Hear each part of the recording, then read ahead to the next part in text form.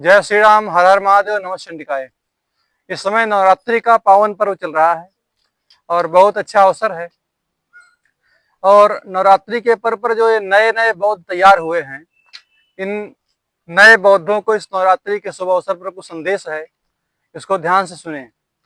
जो नए बौद्ध हैं उनको अपने जो बुद्ध ग्रंथ हैं उनको तो पढ़ना नहीं है, और अनपढ़ों की भांति जो मुंह है तो कुछ बोलना है ऐसी बात सोच करके बोलते रहते हैं।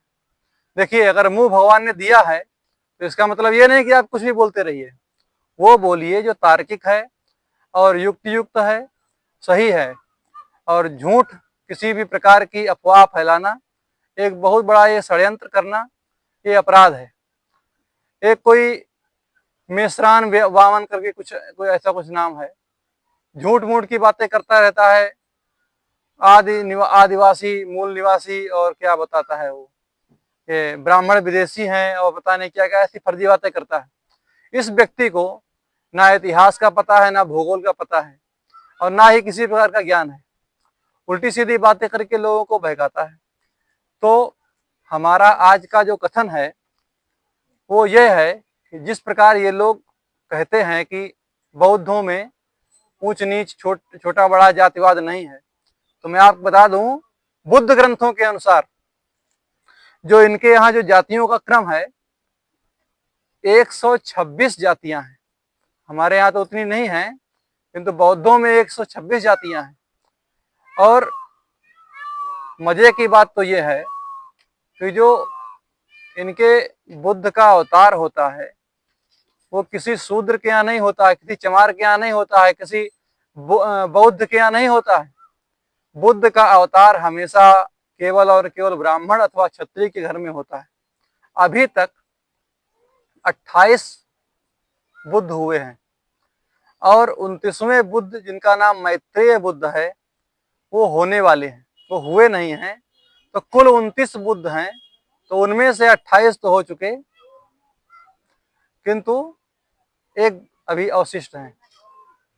तो जो 28 बौद्धों की जो सूची है वो इस प्रकार से है।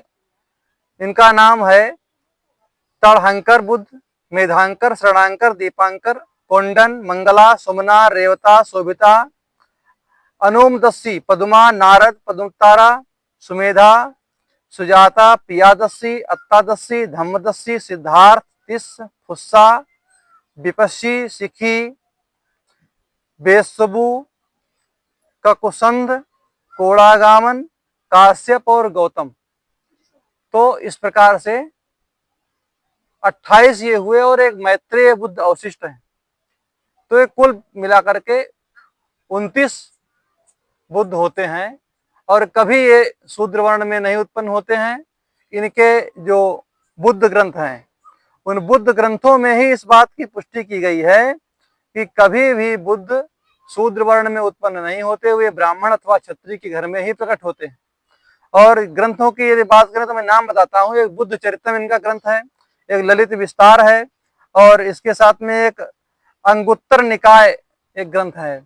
तो इन ग्रंथों में स्पष्ट रूप से कहा गया है कि बुद्ध सर्वदा ब्राह्मण और क्षत्रिय के घर में ही होते हैं। अगर ब्राह्मण क्षत्रिय का विरोध करेंगे तो बुद्ध कहाँ से लाएंगे, क्योंकि बुद्ध को तो प्रकट होना है ब्राह्मण क्षत्रिय के यहाँ ही, और इनको ब्राह्मण क्षत्रिय चाहिए नहीं। अगर ब्राह्मण क्षत्रिय नहीं चाहिए तो फिर बुद्ध कहाँ से आएंगे, क्योंकि ब्राह्मण क्षत्रिय नहीं होंगे तो बुद्ध का प्रकट नहीं होगा और तुम्हारा जो धर्म है नष्ट हो जाएगा।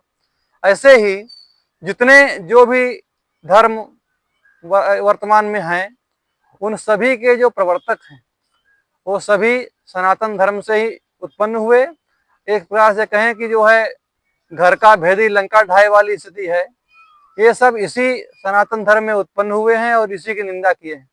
इसलिए ये सब द्रोही हैं, कुल द्रोही कहें इनको, देशद्रोही कहें, राष्ट्रद्रोही कहें, जो कुछ भी कहें, क्योंकि इनका प्राकट तो सनातन में ही होता है और बाद में जाकर के सनातन की निंदा करते हैं।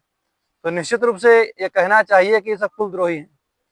और सबसे बड़ी जो बात है, मैं कहना चाह रहा था कि इनके यहाँ जो ऊंच नीच की भावना है, इनके यहाँ 126 जातियां मैंने जैसे पहले ही कहा है, उनमें कुछ ऊंचे हैं, कुछ नीचे हैं, कुछ छोटे दर्जे के बौद्ध होते हैं, कुछ नीचे, कुछ तो ऐसे अछूत है जिनका पानी भी नहीं ये लोग नहीं पीते हैं। तो जो ऊंचे हैं उनको स्वर्ण बौद्ध इत्यादि से कहा जाता है। एक सामान्य बौद्ध होते हैं, एक अछूत बौद्ध होते हैं। तो बुद्धों में भी बहुत सारी जातियां हैं। यहाँ हरिया, महायान, स्वर्णयान, ब्रजयान, भीमयान, भेरवाड़, गरा, दरा, थरा, थलपा, दुम्बा, बेदा, बेता, बोडो, नोलो, कल्पा, ऐसे करके बहुत सारी जातियां हैं। तो इस प्रकार भ्रम में ना आए, इनके बहकावे में ना आए। सनातन धर्म को जो मानने वाले सनातन धर्मावलंबी हैं, अपने धर्म में दृढ़ विश्वास करके अपने धर्म में जिए। और जो जातिवाद है, मैंने पूर्व में भी कहा था कि जाति अहंकार प्रत्येक व्यक्ति में होना चाहिए और कभी जाति घृणा मूलक नहीं है। जाति सर्वदा स्वाभिमान मूलक है। अपने स्वाभिमान की रक्षा करें और अपनी जाति पर अहंकार रखें। स्वधर्मो निधनम श्रेया पर धर्मो भयावह। अपने धर्म में जो है मर जाना अच्छा है, दूसरे के धर्म में जाने से अच्छा है।